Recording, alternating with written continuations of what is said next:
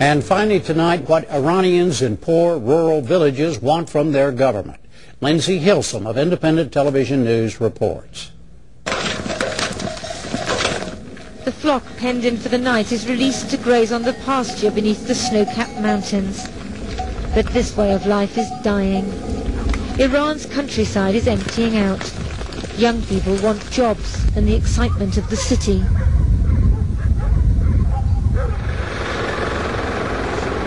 At 19, Ali Reza Abdul Ali is the last young man left in the village. He works on the only large farm in the area. I'd like to go to a big city, have a good job. If everything went well, I'd get married. I really love football. My dream is to become a football player. He can't practice here. There aren't enough young men to make one team, let alone two. We don't get much chance to play football unless it's New Year when people come home.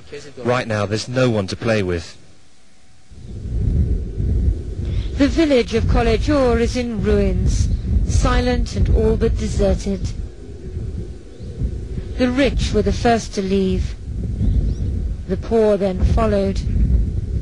There's no cottage industry here. The old grape pressing plant was abandoned decades ago and left to rot.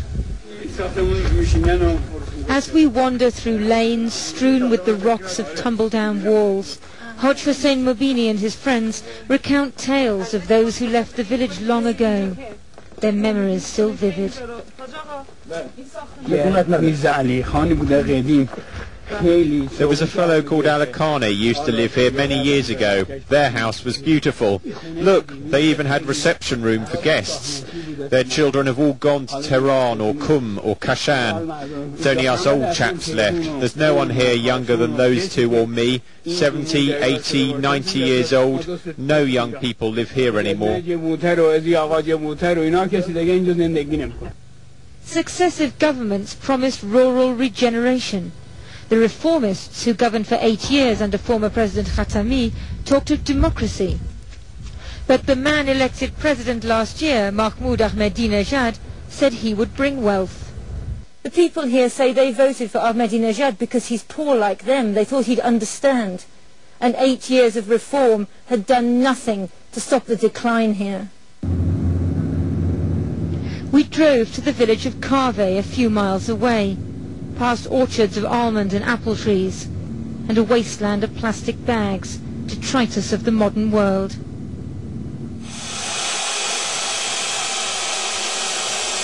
In Kaveh we come across 85-year-old Syed Mohammed Jafari and his 64-year-old son Abbas making a wooden plough.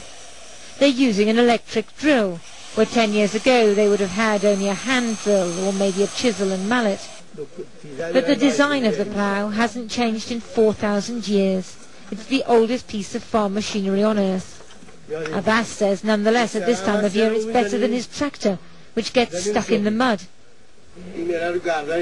He shows us the yoke where he hitches the donkeys. The gap between these people and the reformists in Tehran, with their talk of freedom and human rights, is huge. This is a village. Here we don't talk about things like human rights. Khatami didn't do anything. He gave some freedom so people could say what they wanted, do what they liked, but it just muddled everything up. He didn't do the right thing. Abbas says if the next generation is to stay in the countryside, the government must give farmers the same benefits as urban employees. Because we're farmers, we get no social security. After you're 60, you can't work properly anymore. If we had social security, young people would stay. But because there's none, they go to the cities and end up selling cigarettes when they could be working here on the land. The mast on the hill. Maybe it's television which has given young people the longing for another easier life. With no jobs, the advent of electricity, telephones and this year piped gas is not enough to tempt them to stay.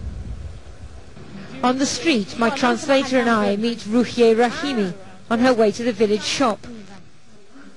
She can buy most of what she needs here. candles, foodstuffs and other supplies.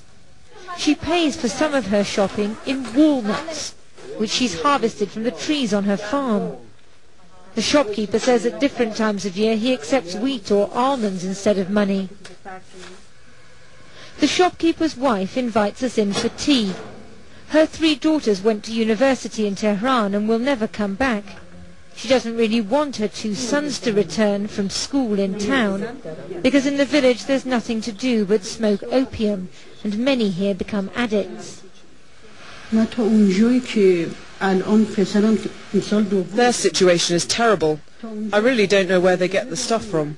Maybe there's a group of people selling it, I don't know. The addicts are in a very bad state. Their wives and children suffer, and society in general is upset. It disturbs the whole community.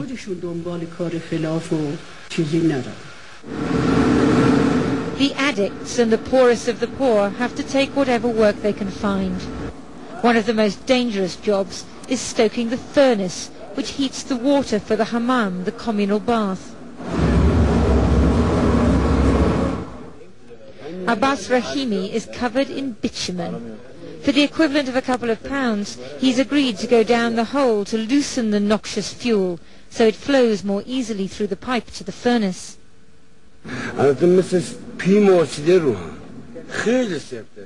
Sometimes the bitumen is so hard, you have to be careful. If you get stuck, they can't even pull you out. But I needed the money. I was asked if I would do it, and I said, why not? I have to bring home the bread. The local primary school's out for the day.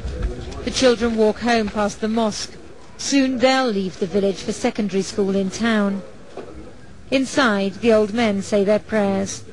Islam isn't political here like it is in Tehran, but religion is the essence of life. Despite their relative poverty, many villagers have been on pilgrimages to Kerbala in Iraq and other Shia holy shrines. They're not calling for an end to the rule of the mullahs, but simply for a better life. They're still hoping that the new government of President Ahmadinejad will be the one to bring it.